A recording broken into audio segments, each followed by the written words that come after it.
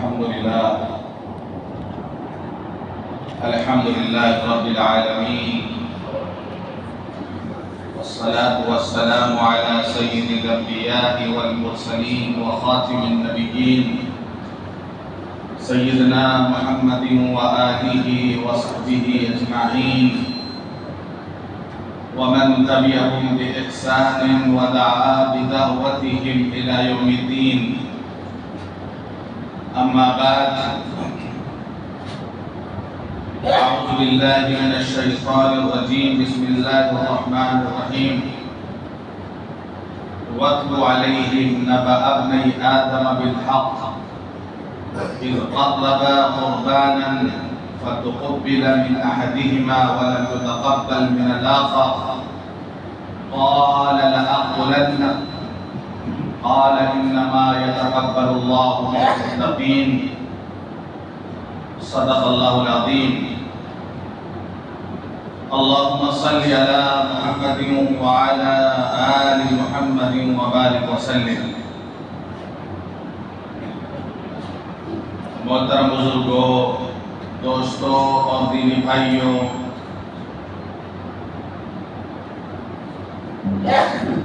اللہ تعالیٰ نے قرآن مجید میں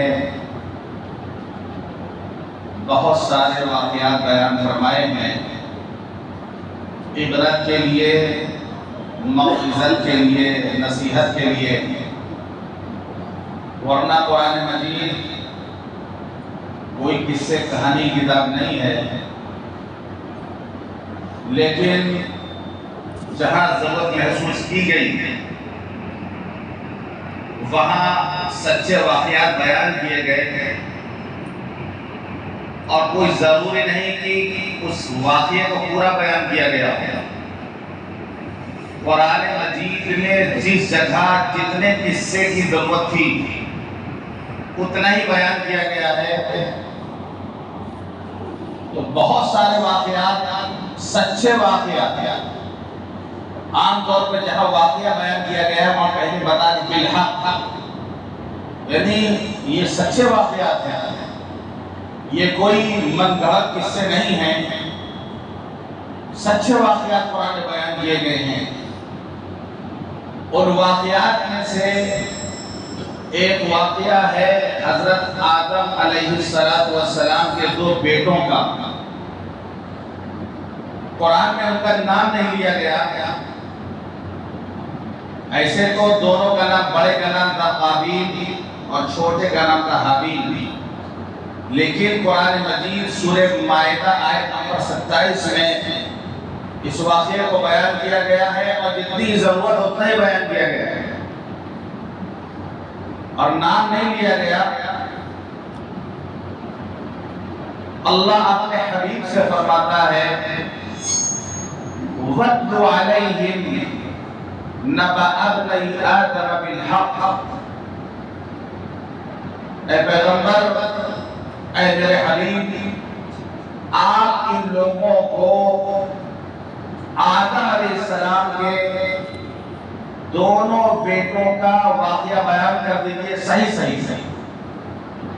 وَاتْلُ عَلَيْهِمْ نَبَأَ ابْنَيْ آدَمَ بِالْحَقِّ. اے نبی، آپ ان لوگوں کو آدم علیہ السلام کے دو بیٹوں کا واقعہ صحیح سے بیان کر دیجئے. اِذْ قَرَّبَا قُرْبَانًا، جب دونوں بیٹوں نے قربانی پیش کی، فَتُقُبِّلَ مِنْ أَحَدِهِمَا، اللہ نے ایک کی قربانی قبول کر لی، وَلَمْ يُتَقَبَّلْ مِنَ الْآخَرِ، اور دوسرے کی قربانی اللہ نے قبول نہیں کی. بڑے کی قربانی اللہ نے قبول نہیں کی، اور چھوٹے بھائی حابیل کی قربانی اللہ نے قبول کی. جب بڑے بھائی قربانی قبول نہیں ہوئی اور چھوٹے بھائی قربانی قبول ہو گئی تو اس کے اندر ایک حسد کا جذبہ پیدا ہوتا ہے. میری کیسے قبول نہیں ہوئی؟ میں بڑا بھائی اور میری قبول نہیں ہوئی، میرے چھوٹے بھائی قبول ہو گئے. حسد کی آگ اس کے اندر لگی۔ یاد رکھیے آسمان پہ سب سے پہلا گناہ جو ہوا ہے وہ حسد۔ ابلیس نے حضرت آدم علیہ السلام سے حسد کیا۔ اللہ نے جب اس سے کہا آدم کو سجدہ کرو، اس نے کہا انا خیر منہ، میں اس سے بہتر ہوں، خلقتنی من نار وخلقتہ من طین، آپ نے ہمیں آگ سے بنایا ہے، اسے مٹی سے بنایا ہے۔ تو سب سے پہلا گناہ جو آسمان پہ ہوا وہ حسد، یعنی ابلیس نے حضرت آدم علیہ السلام سے حسد کیا۔ اور روئے زمین کا سب سے پہلا گناہ جو ہوا وہ بھی حسد، کہ قابیل نے اپنے چھوٹے بھائی حابیل سے حسد کیا کہ اللہ نے تمہاری قربانی قبول کر لی، ہماری قربانی قبول نہیں کی۔ لَأَقْتُلَنَّكَ، قابیل چھوٹے بھائی حابیل سے کہہ رہا کہ اب میں تمہیں ضرور بھی ضرور قتل کروں گا۔ تکبر میں، گھمنڈ میں اور اپنا حق جتاتے ہوئے وہ کہہ رہا کہ لَأَقْتُلَنَّكَ، تمہاری قربانی قبول ہو گئی، لَأَقْتُلَنَّكَ، میں تمہیں ضرور بھی ضرور قتل کروں گا۔ اس کے جواب میں چھوٹے بھائی نے کوئی ایسا جملہ نہیں کہا جس سے لڑائی پیدا ہو، کوئی ایسا سخت جواب نہیں دیا، اس نے صرف ایک اصولی بات کہی جو قیامت تک یاد رکھنے کی ہے وہ بات، ہر ایمان والے کو یاد رکھنے کی بات جو بھائی نے جواب دیا۔ بڑا بھائی کہہ رہا کہ لَأَقْتُلَنَّكَ، ہم تمہیں قتل کریں گے اور ضرور بھی ضرور تمہیں ہم قتل کریں گے۔ چھوٹا بھائی کہہ رہا اِنَّمَا يَتَقَبَّلُ اللَّهُ مِنَ الْمُتَّقِينَ، اللہ تو متقی کی قربانی قبول کرتا ہے، اللہ متقی کی بات کو قبول کرتا ہے، اللہ متقی کی چیزوں کو قبول کرتا ہے۔ یہ ایک اصولی بات حابیل نے کہی، اِنَّمَا يَتَقَبَّلُ اللَّهُ مِنَ الْمُتَّقِينَ، کہ انسان کے اندر کا تقوی ہوگا، اللہ کا ڈر ہوگا، اللہ کا لحاظ ہوگا تو اللہ اس کی قربانی قبول کرے گا، نہیں ہوگا تو اللہ کیا قبول نہیں ہے وہ چیز، وہ عبادت اللہ کیا قبول نہیں ہے، وہ قربانی اللہ کیا قبول نہیں، اور جو چیز قبول نہیں، جو چیز مقبول نہیں، وہ چیز مردود ہے، اور جو چیز مردود ہے وہ جہنم میں جائے گی۔ تو روئے زمین پر بھی سب سے پہلا گناہ جو ہوا وہ ہے حسد، کہ قابیل نے اپنے بھائی حابیل سے حسد کیا۔ تفسیر ابن کثیر میں ہے کہ حضرت آدم علیہ السلام کو جب اللہ نے دنیا میں بھیجا تو حضرت حوا کے حمل سے دو بچے ایک ساتھ پیدا ہوتے تھے، ایک بیٹا اور ایک بیٹی، اور دنیا میں کوئی انسان تو تھا نہیں۔ پھر دوسرے حمل سے ایک بیٹا ایک بیٹی پیدا ہوتے تھے، تو پہلے حمل سے جو بیٹا بیٹی پیدا ہوئے ان کا آپس میں نکاح نہیں ہوتا تھا، لیکن دوسرے حمل سے جو بیٹا بیٹی پیدا ہوتے تھے تو ان میں آپس میں ایک دوسرے کا نہیں، پہلے حمل سے جو ہوا لڑکا، دوسرے حمل سے جو لڑکی ہوئی ہے ان دونوں میں نکاح ہو جاتا تھا۔ اس لیے اور کوئی انسان تھے نہیں، کوئی راستہ نہیں، ایک راستہ تھا، تو گویا جو ایک ساتھ بہن بھائی پیدا ہوتے تو ان کو تو سگا مان لیا جاتا تھا، لیکن دوسرے حمل میں جو پیدا ہوتے تھے تو پہلے والے اور دوسرے والے سے نکاح ہو جاتا تھا۔ تو قابیل جو پہلے حمل سے تھا، جو بڑا تھا، اس کے ساتھ جو اس کی بہن پیدا ہوئی وہ خوبصورت تھی، حابیل جو چھوٹا تھا اس کے ساتھ جو بہن ہوئی وہ خوبصورت نہیں تھی۔ اب خوبصورت لڑکی جو ہے وہ حابیل کے حصے میں آ رہی ہے، اور جو خوبصورت نہیں وہ قابیل کے حصے میں آ رہی، اصول کے اعتبار سے۔ اسی بات پر وہ ناراض ہوا، قابیل اسی بات پہ ناراض ہوا، اور مزید ہوا کہ نہیں ہم خوبصورت والی سے شادی کریں گے، اور یہ منع تھا اللہ کی طرف سے. تو حضرت آدم علیہ السلام نے کہا ٹھیک ہے تم لوگ قربانی پیش کرو. حضرت آدم علیہ السلام جانتے تھے یہ غلط ہے، یہ ناحق ہے، اس کی قربانی اللہ قبول ہی نہیں کرے گا کیونکہ غلط ہے. تو حابیل وہ جانور پالتے تھے، تو ایک اچھا سا دمبا وہ انہوں نے اللہ کے راستے میں قربان کیا. بڑا بھائی قابیل کھیتی کسانی کرتا تھا، اس نے کچھ غلہ جو ہے اللہ کے راستے میں اس نے پیش کیا. پہلے قبولیت اس طرح ہوتی تھی کہ قربانی کر کے یا جو چیز اللہ کے راستے میں جانا اس کو رکھ دیا جاتا تھا، آسمان سے آگ آتی تھی، جس کی قربانی کو آگ نے جلا دیا وہ قبول ہو گئی. تو آسمان سے آ گئی، چھوٹے بھائی حابیل قربانی کو اس نے جلا دیا، ان کی قربانی قبول ہو گئی، اس کی قربانی قبول نہیں.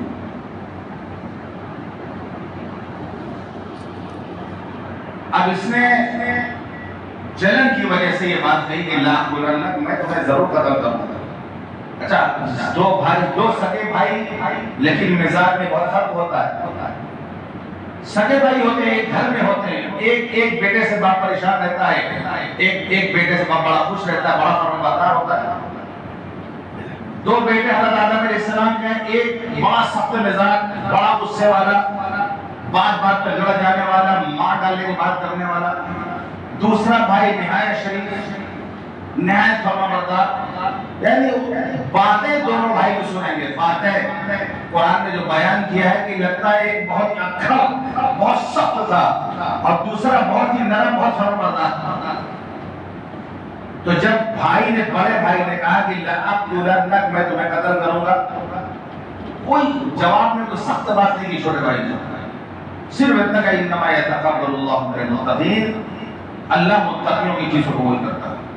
بھائی اگر تم ہمیں قتل کرنے کے لیے اپنا ہاتھ آگے بڑھاؤ گے، لیکن ہم اپنا ہاتھ آگے نہیں بڑھائیں گے، ہم تمہیں مارنے کے لیے ہاتھ آگے نہیں بڑھائیں گے. چھوٹا بھائی کہہ رہا ہے لئن بسطت الی یدک لتقتلنی ما انا یدی الیک لأقتلک، یعنی میں اپنا ہاتھ تمہیں مارنے کے لیے آگے نہیں بڑھاؤں گا.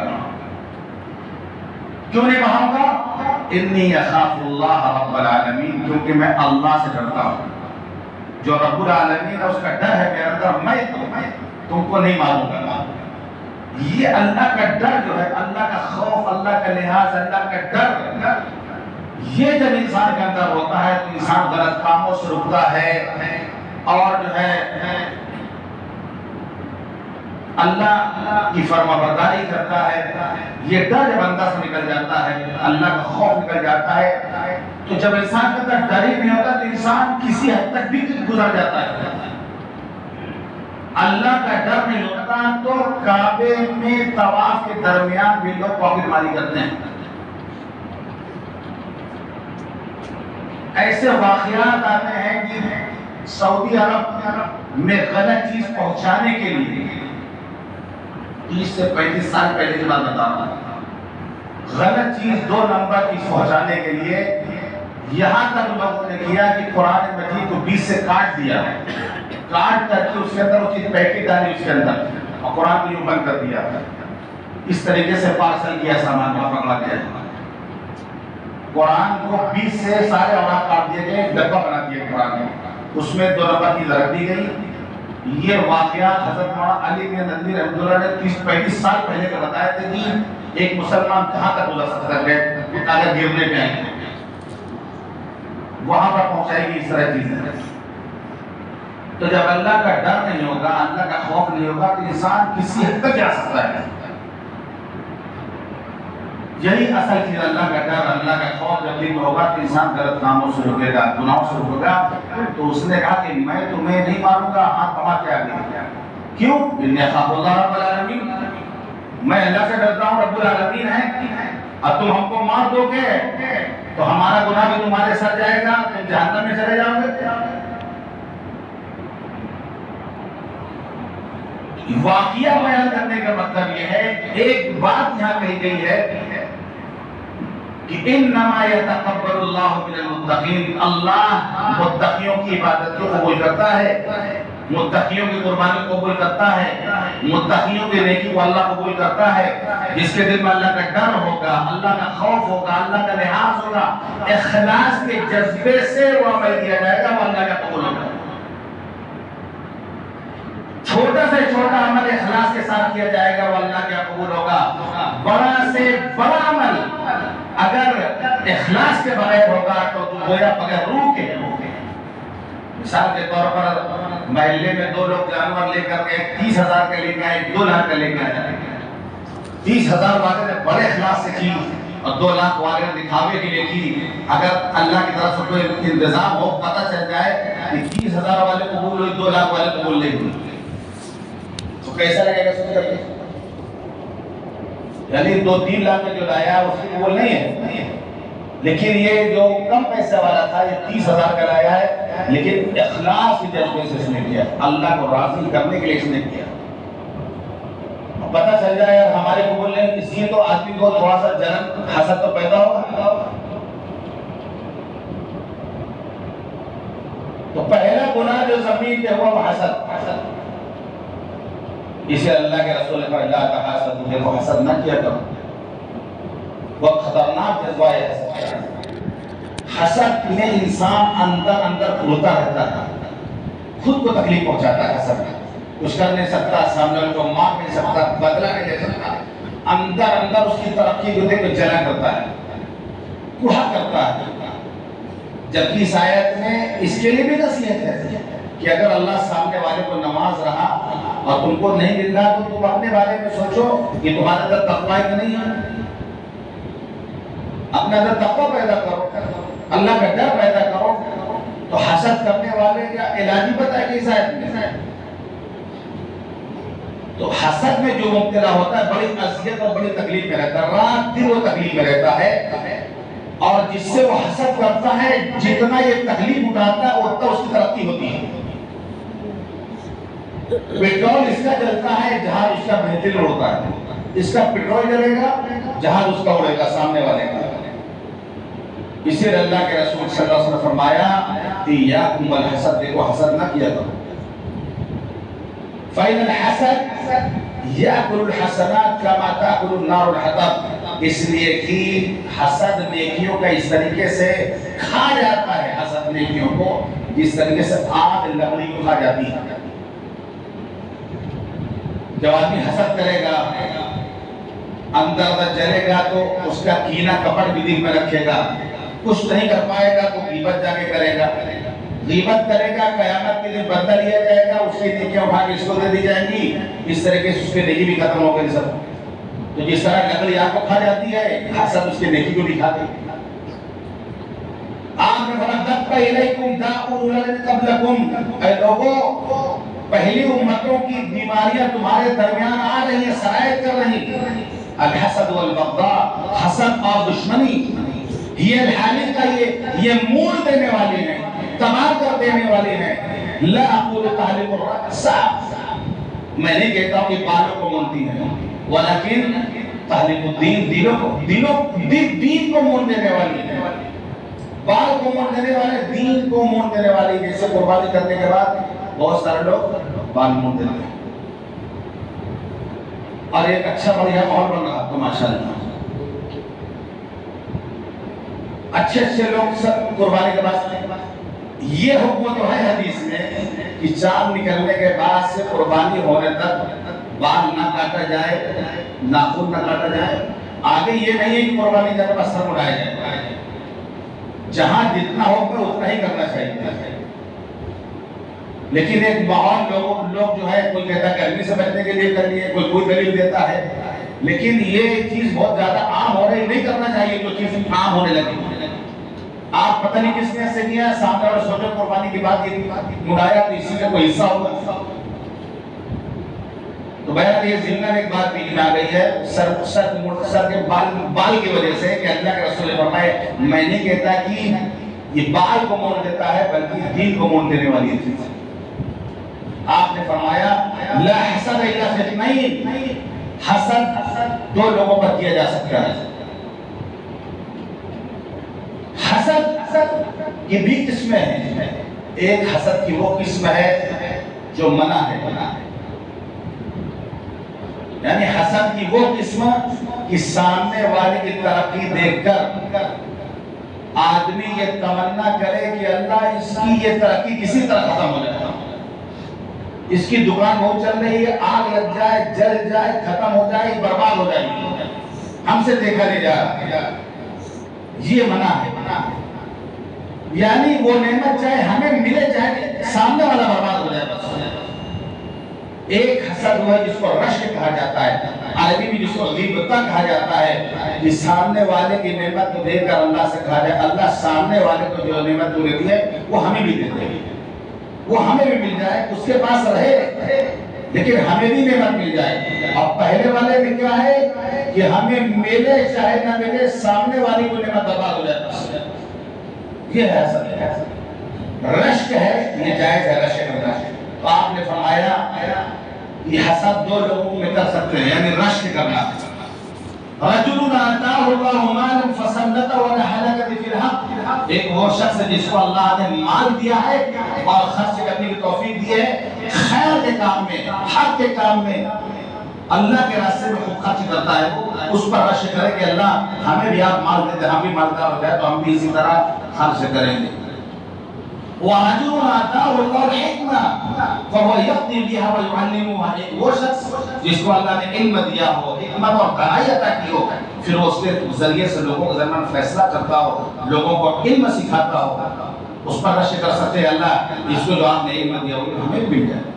اس کی اجازت ہے، اس کو رشک کرنا ہوگی. رشک عربی میں غیبتہ بولتے ہیں. تو یہ دو شخص ہیں، لا حسد الا فی اثنین، حسد دو لوگوں پہ کر سکتے ہیں.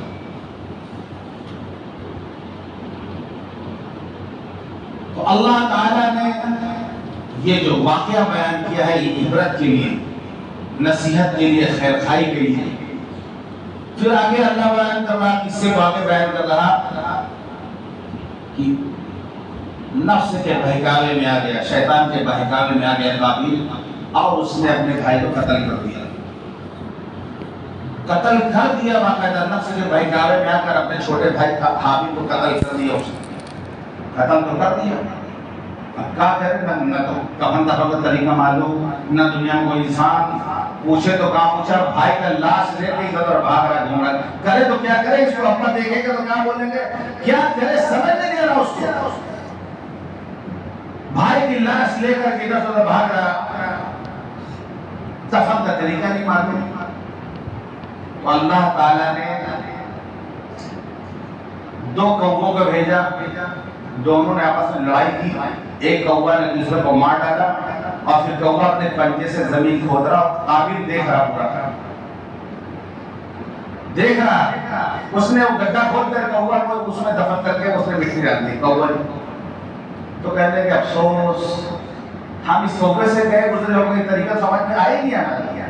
تو پھر اس نے گڈھا کھود قبر بنائی اور پھر اس کو دفن کر دیا. تو سب سے پہلے دنیا میں دفنی کا طریقہ ہوا تھا، جو اسلامی طریقہ دفن کرنے کا سب سے پہلا طریقہ یہی ہے.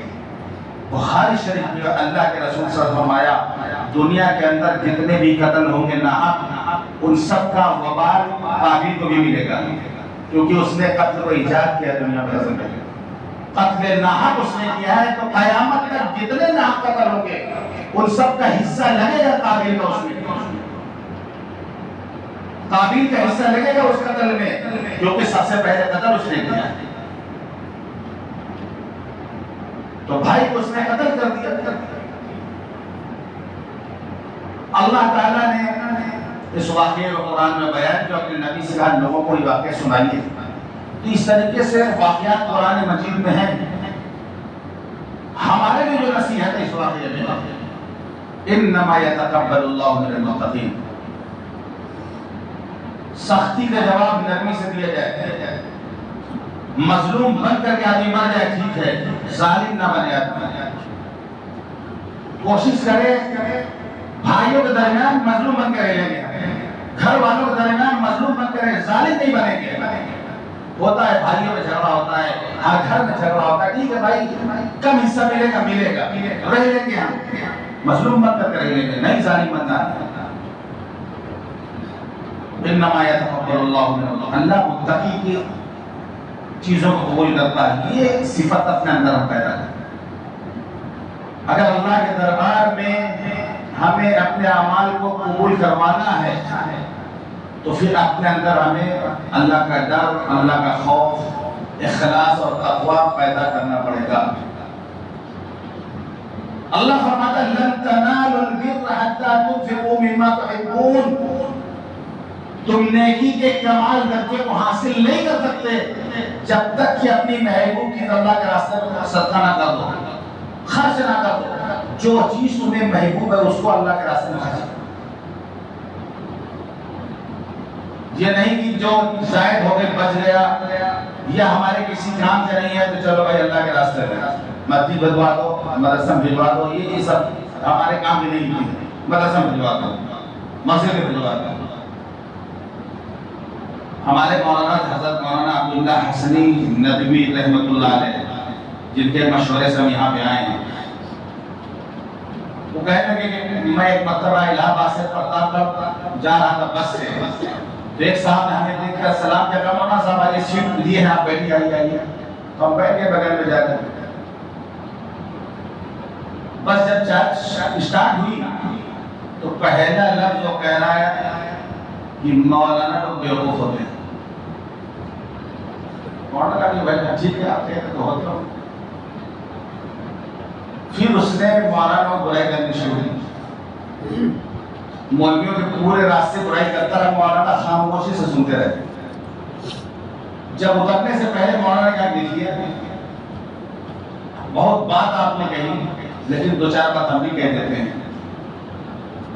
آپ کہہ رہے ہیں کہ مولانا بیوقوف ہوتے ہیں. یہ دیکھیں آپ کے گھر میں جو بچے ہوتے ہیں وہ بچہ جو سب سے زیادہ شریر ہوتا ہے سارے گھر بھر جس سے عاجز ہوتے ہیں اس کو بولتے ہوئے مدرسہ بھیجو مولانا کے پاس. جو عقل مند تیز ترار ہوتا ہے اس کو اسکول بھیجتے ہیں آپ، اور جو سب سے شریر ہوتا ہے ناک میں دم کر کے رکھا ہو اس کو بھیج دیتے مدرسہ. اس کے بعد اگر کل ذہن ہے، موٹے دماغ کا ہے، پہلے میں جی نہیں لگتا تو حافظ کی بات بھیجے، حافظ کی بات بھیجے وہ مدرسہ چلائے. سال میں آپ لے دے کے مال کا کچرا زکات نکال کے مدرسوں کو آپ دیتے ہیں. خالص مال آپ کا مدرسوں کو دیتے ہیں، زکاتی دیتے ہیں. سال میں لے دے کے رمضان میں نکالتے ہیں کچرا مال. زکات جو ہے مال کا کچرا نکالا جاتا ہے وہ مولوی صاحب لوگوں کو دیتے ہیں. مولوی صاحب اس کو لے جا کے بچوں کو کھلاتے ہیں. یہ کم کمال ہے علماء کا کہ آپ کے گھر کا بددماغ بچہ، آپ کے گھر کا سب سے شریر بچہ آپ کے مال کا کچرا جو ہے وہ کھلا کھلا کر کے اس کو عالم حافظ بنا دیتے ہیں. یہ کم ان کی محنت ہے. اور پھر آپ بولتے ہیں کہ جو ہے علماء ایسے ہوتے ہیں، علماء ویسے ہوتے ہیں. آپ دیکھیں کہ آپ لوگ کیا کر رہے ہیں. آپ کا رویہ تو یہ ہے مدرسوں کے ساتھ. اب وہ سامنے والا خاموش. اس کا مولانا صاحب ہم روزانہ سفر کرتے اس راستے میں، یعنی الہ آباد سے سروس کرتے تھے، پرتاپ گڑھ جاتے ہیں، اور یہ رول ایسا ہے کہ علماء بھی بہت چلتے ہیں سب اس راستے پر. اور ہم یہ سیٹ لے کے رکھتے ہیں کہ کوئی مولوی آئے گا اس کو بیٹھائیں گے، یہی بات شروع کریں گے. اس سے کہیں جب کوئی مولانا آتا ہے بیٹھتا ہے میرے بغل میں کہتا ہوں کہ مولوی بیوقوف ہوتا ہے، بس وہیں پر غصہ ہو جاتا ہے، وہیں پر غصہ ہو کے چھوڑ کے بھاگ جاتا ہے. لیکن آج آپ نے ہماری بات سنی، تسلی بخش آپ نے جواب دیا، ہمارا دل خوش ہو گیا. مولانا ہمارے والد کی کتاب ہے، پورا کمرہ بھرا ہوا کتاب سے. میں وہ ساری کتاب جس مدرسے کے آپ ہیں وہاں میں بھیجنا چاہتا ہوں. پورا ٹرک بھر کر کے وہ اپنی پوری کتاب ندوی کی لائبریری کو اس نے بھجوایا. تو مولانا اس واقعے کو بیان کرتے ہم لوگوں سے. مولانا مسکرائے. مولانا کہ اس کے بعد میں نے طے کر لیا کہ کبھی کسی کی بات سے غصہ ہونا ہی نہیں ہے. صبر کرنے کا نتیجہ یہ ہوا کہ ندوی کی لائبریری میں اتنی ساری کتابیں ملی. میں بھی غصہ ہو سکتا تھا اس کی بات پر، لیکن مولانا نے سمجھایا تو بات سمجھ میں آ گئی. تو ہم دیکھیں کہ ہم اللہ کے راستے میں جو چیز ہماری ضرورت کی نہیں ہے وہ نکال دو. اچھی چیز اپنے لیے. اللہ فرماتا ہے لن تنالوا البر حتى تنفقوا مما تحبون. نیکی کا کمال تمہیں نہیں حاصل ہو سکتا جب تک اپنے محبوب چیز کو صدقہ نہ کر دو، اللہ کے راستے میں خرچ نہ کر دو. صحابہ کیا ایسے تھے؟ جب یہ آیت نازل ہوئی تو حضرت ابو طلحہ انصاری رضی اللہ عنہ کا بہت بڑا باغ تھا کھجوروں کا، مسجد نبوی کے بغل میں بالکل۔ آج ان کو باغ مسجد نبوی کے اندر آ گیا تھا۔ اللہ کے رسول صلی اللہ علیہ وسلم اس باغ میں تشریف لے جاتے تھے، اس میں ایک کنواں تھا جسے آپ بیروحا، اس کنویں کا پانی آپ نوش فرماتے تھے، اس کنویں کا پانی آپ کو پسند تھا۔ وہ باغ مسجد نبی کے اندر آ چکا ہے، وہ کنواں آج بھی موجود ہے، لیکن اس کو پتھر سے بند کر کے قالین بچھا دیا گیا ہے۔ ہم نے اپنے ساتھیوں کو قالین اٹھا کے وہ کنواں دکھایا ہے اپنے ساتھیوں کو۔ وہ بیروحا کنواں آج بھی موجود ہے، جس کا پانی اللہ کے رسول صلی اللہ علیہ وسلم نوش فرماتے تھے، مسجد نبی میں ہے، لیکن اس پر قالین بچھا دیا گیا ہے۔ لوگ اس میں نماز پڑھتے ہیں، لیکن نماز پڑھنے والے کو پتہ نہیں رہتا کہ ہم کہاں پہ نماز پڑھنا ہے۔ بہرحال وہ باغ مسجد نبی کے اندر آ گیا ہے۔ ایسا بڑا باغ تھا وہ، جب یہ آیت نازل ہوئی حضرت ابو طلحہ انصاری اللہ کے رسول، یہ آیت نازل ہوئی کہ محبوب چیز اللہ کے راستے میں خرچ کرو، میرا سب سے محبوب مال یہ باغ ہے میرا، جو مسجد نبی کے بالکل بغل میں ہے، میں چاہتا ہوں کہ اس کو میں اللہ کے راستے میں صدقہ کروں۔ جہاں چاہے آپ اس کو استعمال کرتے ہیں، جہاں چاہیں آپ۔ تو اللہ کے رسول صلی اللہ علیہ وسلم فرمایا یہ تو بہت قیمتی مال ہے، ایسا کرو اپنے رشتہ داروں میں تقسیم کر دو، یہ اس سے بڑی قربانی ہے۔ ایک بات ہمارا ہے، ہمارا چچا کا کل سے اس کا مالک رہے گا، آدمی دے گا، غریب کو تو دے گا، مسکین کو دے گا، چچا کا لوگ کل سے مالک ہو، ایسا کیسے ہو سکتا ہے؟ ہمارے چچا مالک ہو جائے ایسا کیسے ہو سکتا ہے؟ آپ نے فرمایا اپنے قریبی رشتہ داروں کے بات تقسیم کرو، ان کو صدقہ کرو۔ فوراً کہتی ہے اللہ کے رسول، چچا صاحب بھائی تھے ان کے جو حضرت ابی بن کعب رضی اللہ عنہ، حضرت حسان بن ثابت رضی اللہ عنہ، حضرت شداد بن اوس رضی اللہ عنہ، ایک اور صحابی ہیں، یہ کہ چچیرے بھائی تھے، انہوں نے وہ باغ اپنے چچے بھائیوں کو دے دیا۔ اب بتائیے وہی رہتے تھے، سامنے اتنا قیمتی ان کا باغ تھا، چچا ذات بھائیوں کو دے دیا، وہ اس باغ کے مالک ہو گئے۔ باغ کی قیمت کا اندازہ آپ اس سے لگائیں کہ حضرت حسان بن ثابت کو جو حصہ ملا تھا، بعد میں حضرت امیر معاویہ رسول کو ان کا حصہ 1,00,000 درہم میں خریدا تھا۔ ایک آدمی کا حصہ 1,00,000 درہم میں حضرت امیر معاویہ نے خریدا تھا، اتنا بڑا باغ تھا وہ۔ لیکن جب یہ آیت نازل ہوئی فوراً انہوں نے وہ باغ صدقہ کر دیا، اور اللہ کے رسول نے جب کہا رشتہ داروں میں تو یہی بات مانی، آپ نے فرمایا الصدقۃ علی المسکین صدقہ، مسکین پر صدقہ کیا جائے گا تو صدقے کا ثواب ملے گا، رشتہ داروں میں خرچ کرو گے تو صدقے کا بھی ثواب ملے گا اور رشتہ داری نبھانے کا ثواب ملے گا، ڈبل ثواب ملے گا۔ لیکن ہم نہیں کر سکتے، اتنا بڑا کلیجہ ہم نہیں لا پاتے، بڑے مالدار ہم بنتے ہیں، غریبوں میں خوب آتے ہیں، ہمارے جو قریبی رشتہ دار بہت غریب ہیں ان کو ہم نہیں دیتے ہیں، قریبی رشتہ داروں کو نہیں دیتے ہیں، کیونکہ ان سے ہماری دشمنی چل رہی ہے، ان سے ہماری لڑائی چل رہی ہے، باپ دادا زمان لاٹھی چل رہی ہے، ان کو کیوں دے دو؟ تو اللہ کے رسول صلی اللہ علیہ وسلم نے یہ کہا کہ اپنے قریبی رشتہ داروں کو یہ صدقہ کرو۔ حضرت زید بن حارثہ رضی اللہ عنہ گھوڑا لے کر کے آئے، اللہ کے رسول یہ مجھے سب سے زیادہ پسند ہے، اس کو آپ صدقہ کر دیجیے۔ ان کے بیٹے اسامہ بولا کہ وہ گھوڑا اللہ کے رسول نے دے دیا۔ حضرت زید بن حارثہ کو تھوڑا عجیب لگا، دلگیر ہوئے، اللہ کے رسول میرا ہی سامان میرے گھر بھی واپس آ گیا۔ باپ نے فرمایا کہ تم نے جس نیت سے صدقہ کیا تھا اللہ نے تمہارے صدقے قبول کر لیا، پریشان نہ ہو۔ تو صحابہ ایسے تھے کہ جو قیمتی چیز تھی جب یہ آیت نازل ہوئی تو اس کو اللہ کے راستے میں صدقہ کیا۔ ہم بھی ضرورت سے زائد جو چیزیں ہیں یہ ہمارے استعمال میں نہیں ہے، بس وہی نہ خرچ کریں، زکوٰۃ کے علاوہ صدقات سے بھی مدد کریں، اور جن چیزوں کی ضرورت ہے ان چیزوں کو محسوس کر کے ان چیزوں کو ہم اللہ کے راستے میں دیں، تب نیکی کا کمال ہمیں بھی حاصل ہوگا۔ اللہ تعالی ہم سب کو اخلاص کے ساتھ عمل کرنے کا توفیق عطا فرمائے۔ وآخر دعوانا الحمدللہ رب العالمین۔